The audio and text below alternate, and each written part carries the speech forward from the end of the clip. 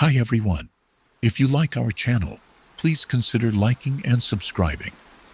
We would also greatly appreciate if you tell us in the comments from which country you are listening. Okay, let's begin. I never believed in ghosts. Not really. I'd heard the stories, the childhood legends whispered in the dark, Bloody Mary in the mirror, shadow people, creaking floorboards and cold spots. But I always figured those things had explanations. Loose pipes, drafty windows, imagination. That is, until I moved into my grandfather's house. He passed away last fall, quietly in his sleep, in that same old armchair he always sat in when I was a kid. I hadn't seen him in the last few years. Life got busy, you know. But the memories I had were good ones. His big rough hands, always smelling like sawdust and engine grease. His tobacco voice telling me bedtime stories. Stories that always ended with a stern, "And don't go down into that basement, boy." I thought it was just part of his old school strictness. He had a room down there where he kept all his tools, always locked, always off limits. He said it was dangerous, said the stairs were weak.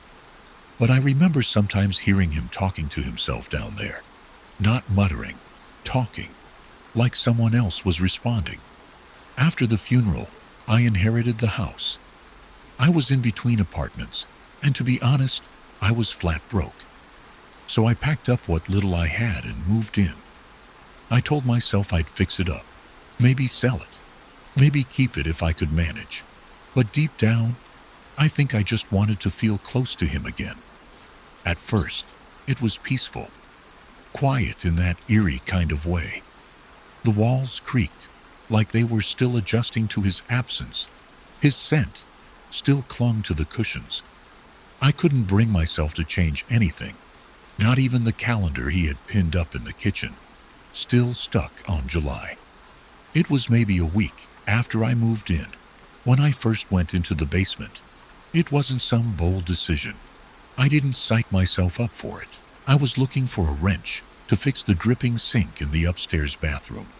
And I figured, well, if he had a workshop down there, I might as well check. The door wasn't even locked anymore, just stuck a little. I pulled, and it gave way with a groan that made the hairs on my arms rise. The stairs were narrow, wood, steep, and worn down in the middle. A single bulb dangled overhead, casting shadows that twitched like insects.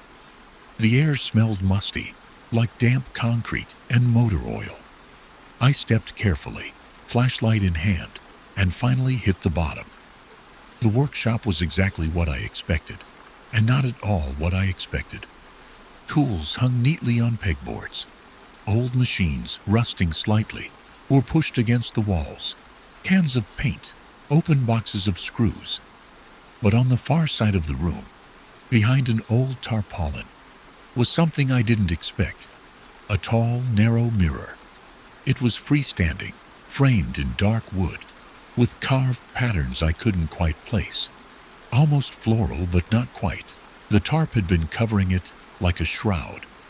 And now, in the dim light, the mirror seemed almost wrong. Not warped or cracked. It reflected perfectly. But something about the depth of it, the way the room looked inside it, made my stomach twist. I felt cold. I chalked it up to the basement. Old houses are like that. I stepped closer. My reflection looked tired, eyes heavy, skin pale. But it was me. Just me. Still, something about it gnawed at me. I reached out and touched the surface. It was warm. That night, I couldn't sleep.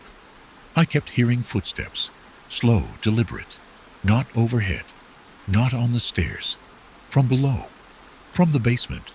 But every time I checked, nothing, no movement, nothing misplaced, just that damn mirror, now uncovered, gleaming faintly in the darkness, like it was waiting.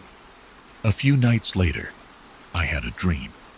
In it, I was standing in front of the mirror again, only the reflection wasn't quite right. My reflection didn't move when I did. It stood still, staring. Then slowly, its expression twisted, like a smile but wrong, too wide, too forced. And then it raised a hand and pressed it against the glass. I woke up gasping, covered in sweat, and even though it was nearly 3 a.m., I went downstairs. The mirror was uncovered again. I know I put the tarp back over it. From then on, things started getting worse. I'd hear voices, always low, muffled, like someone was speaking through a wall of water. Sometimes I'd smell something burning, but only in the basement. I started locking the door, but it never stayed locked. I thought I was losing it. I started sleeping during the day and staying up all night, trying to catch something, anything, to prove to myself I wasn't imagining it. Then came the real turning point. I was shaving one morning, standing in front of the bathroom mirror. The sun was coming through the window. My radio was playing softly behind me. And then, for the briefest second, I saw a different room reflected behind me. Not my bathroom, the basement, and that damned mirror. I turned around so fast, I knocked over the radio.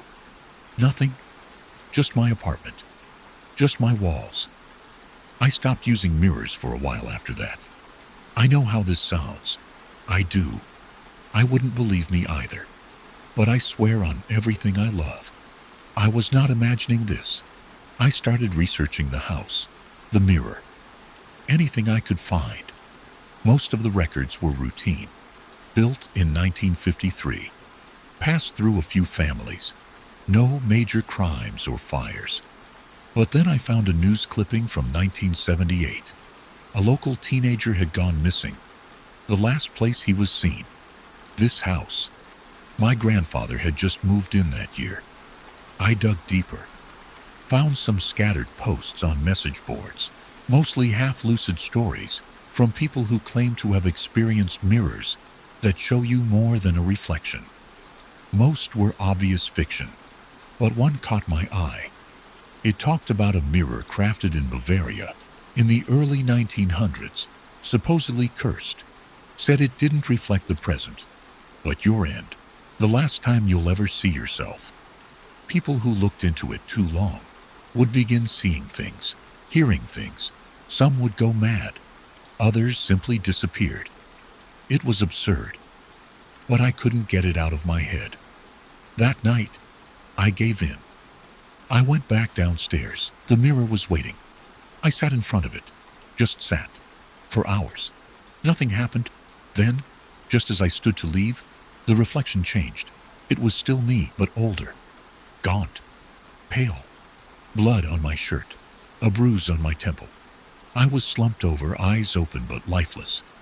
And then it flickered, and I saw myself again, normal, breathing, sweating.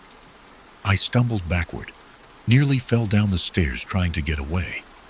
I didn't sleep that night, or the next. Eventually, I got desperate enough to call a priest, not even for an exorcism, just to talk. He was kind in that half-skeptical, half-concerned way. He came by, walked through the house, even prayed over the mirror. But when I asked him if he saw anything in it, he just said, "Sometimes the devil wears our own face." He left me a card, told me to get some rest. A week later, I was in a car accident, minor. Nothing fatal. But I hit my head, got a concussion. And you know what?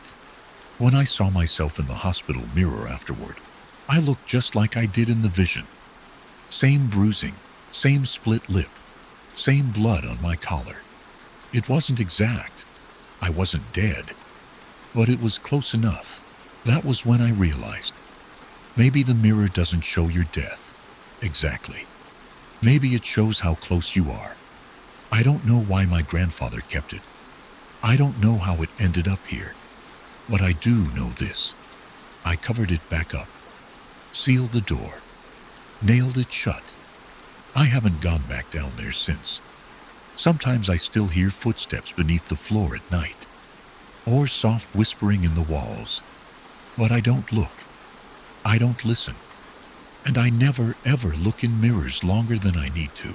Because if it's true, if that mirror really does show your end, then I think it's waiting for me to come back. And next time, it won't be a warning. It'll be a welcome.